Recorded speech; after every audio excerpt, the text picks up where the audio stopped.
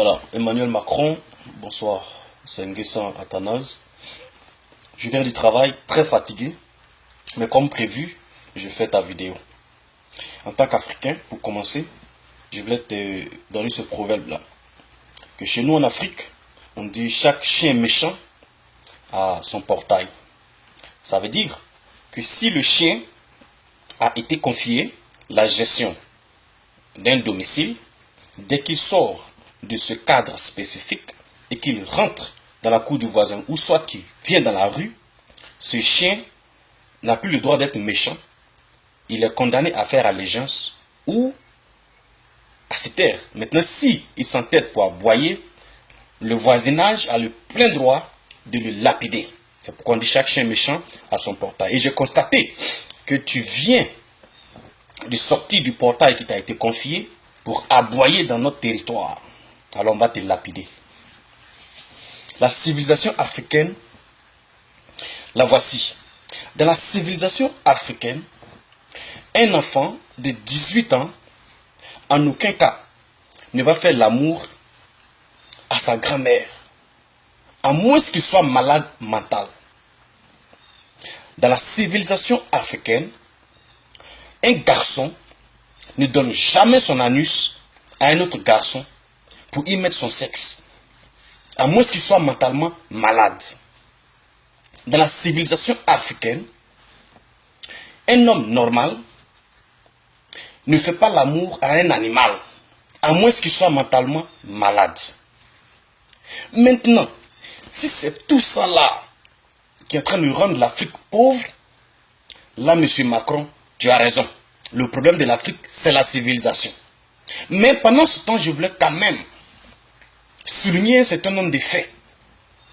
L'Afrique, c'est au moins 30 millions et plus de kilomètres carrés. Sur cette superficie-là, habitent environ 1,2 milliard de personnes, et ce qui nous donne approximativement 37-40 personnes au kilomètre carré. Et pendant ce temps, en France, pays dit riche, vous êtes sur une superficie de 500 000 km², avec une population d'environ 67 millions et plus, et vous êtes à 117 personnes au kilomètre carré, sur un sous-sol pauvre et un sous-sol pauvre. Pendant ce temps, nous avons plus d'espace que vous, mais en Afrique, de surcroît, nous avons le sous-sol qui est riche, et sur le sol aussi est riche. Donc, tu comprends avec moi que la démographie, la civilisation n'est pas le problème de l'Afrique. Le vrai problème de l'Afrique, c'est la rencontre de l'Afrique et la France. Si tu connais qui est Jacques Foccart, si tu connais Houphouët-Boigny, si tu connais Oumar Bongo, si tu connais Robert Bourgi, tu dois savoir de quoi s'agit le rapport entre l'Afrique et la France. Tous nos leaders qui, après l'indépendance, ont cherché, ont réclamé l'élimination totale des frontières artificielles que vous avez tracées à la conférence de Berlin, tous ceux-ci ont été tués parce que la force de la France a résidé dans la division, dans les limites que vous nous avez données. Mais vous vous rendez compte aujourd'hui, malheureusement, qu'il y a une autre génération africaine qui est en train de réclamer de façon frontale une révision des contrats et dont vous avez peur. Tu sais, quand mon papa te voit, il voit son maître de CP2, donc il se rappelle de la chicotte. Mais quand moi je te vois, je vois mon ami de classe qui d'abord était bête. Donc tu comprends un peu que les mentalités ont changé.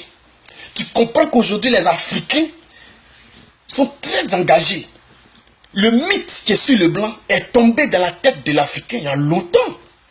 Donc vous avez peur. Vous avez peur parce que vous n'avez pas d'espace pour vous expandre.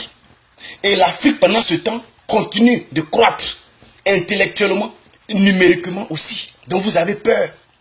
Vous avez peur parce que nous sommes dans vos écoles. La connaissance que vous avez, nous avons. Nous parlons vos langues, nous connaissons vos forces, nous connaissons vos faiblesses. Et nous avons les nôtres. Vous avez peur. Vous avez peur parce que d'ici 50 ans, toute la génération de leaders qui étaient obligés de respecter respecter à la lettre les lois de l'Élysée, tout cela va finir. Et la génération actuelle va vous fatiguer, va vous submerger. Et donc vous avez peur. Vous avez peur parce que vous vous dites que l'Afrique va dominer le reste du monde. Donc vous dépêchez les vaccins pour tuer Ebola, pour tuer les maladies bizarres. Mais mon frère, il faut te ressaisir. Macron, il faut te ressaisir. Je sais que tu es une vieille femme. Je sais que tu es le président de la France. Mais comme tu es rentré sur le territoire africain qui m'appartient, nous te manquons de respect total. Mais bossi nous ni me tue. C'est un guet sans tendance.